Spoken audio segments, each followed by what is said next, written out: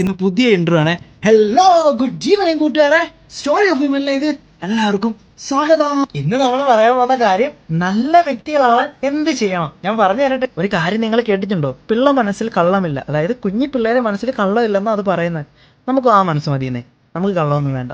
നമുക്ക് ഇന്ന് മുതൽ കള്ളമൊക്കെ കുറച്ച് ജീവിക്കാൻ നോക്കാം. നമ്മുടെ കുട്ടിക്കാലം ഓർമ്മയുണ്ടോ? നമ്മൾ ആരെടുത്തും കള്ളം പറയാറില്ല.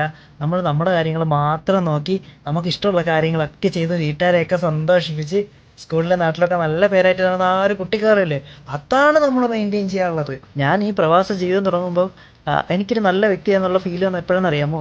ഇവിടെ ഞാൻ ഒറ്റയ്ക്കാണ്. ഇവിടെ ഞാൻ എപ്പോഴും ചിന്തിക്കുന്നത് എൻ്റെ വീട്ടുകാരിലെ കുറച്ച് ആൾക്കാരെ പറ്റി. പിന്നെ ജോലി കഴിഞ്ഞ് ഞാൻ ഇവിടെ വന്ന് കിടക്കുന്നത് എനിക്ക് എന്ത് ഇമ്പ്രൂവ്മെൻറ്റ് ചെയ്യാൻ പറ്റും, എൻ്റെ ജീവിത നിലവാരം എങ്ങനെ കൂട്ടാൻ പറ്റും എന്ന് മാത്രമാണ്. അത്രയൊക്കെ ഉള്ളൂ. ആരുടെ അടുത്തും പരാതികളില്ല. സ്നേഹം കുറഞ്ഞു പോയെന്നോ സ്നേഹം കൂടിപ്പോയെന്നുള്ള പരിഭവങ്ങളില്ല.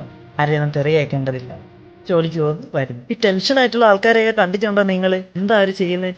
മറ്റുള്ളവരെ നോക്കി വെറുതെ അങ്ങ് വിഷമിക്കും. അതായത് മറ്റവൻ വെളുത്തിരിക്കുന്നു, ഞാൻ അത്രയും വെളുത്തിട്ടില്ല, മറ്റവൻ നല്ല ജോലിയുണ്ട്, എനിക്ക് ജോലിയൊന്നും ആയിട്ടില്ല, മറ്റവൻ വലിയ ആളായി, എനിക്കൊന്നും ആവാൻ പറ്റിയിട്ടില്ല.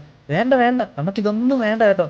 നമുക്ക് നമ്മുടെ കാര്യം നോക്കാം. ഞാനിന്ന് ഇവിടെ എത്തി, ഞാനിനി എവിടെ എത്തണം, ഞാനിനി എങ്ങനെയൊക്കെ പരിശ്രമിക്കണം, എൻ്റെ സൗന്ദര്യം കിട്ടാൻ എനിക്കിനി വേറെ വല്ല മാർഗ്ഗങ്ങളുണ്ടോ? അങ്ങനെ നിങ്ങളുടെ കാര്യങ്ങൾ നോക്കുക. ഇനി ഞാൻ എൻ്റെ രാജ്യത്തിന് എന്തെങ്കിലും ചെയ്യാനുണ്ടോ? നാട്ടുകാർക്ക് എന്തെങ്കിലും ചെയ്യാൻ പറ്റുമോ? അങ്ങനെയുള്ള കാര്യങ്ങൾ ചെയ്യും. വെറുതെ മറ്റുള്ളവരെ ഇമോഷണലോ അതിലൊന്നും ഇടപെട്ട് നിങ്ങൾ വെറുതെ വിഷമിക്കണം.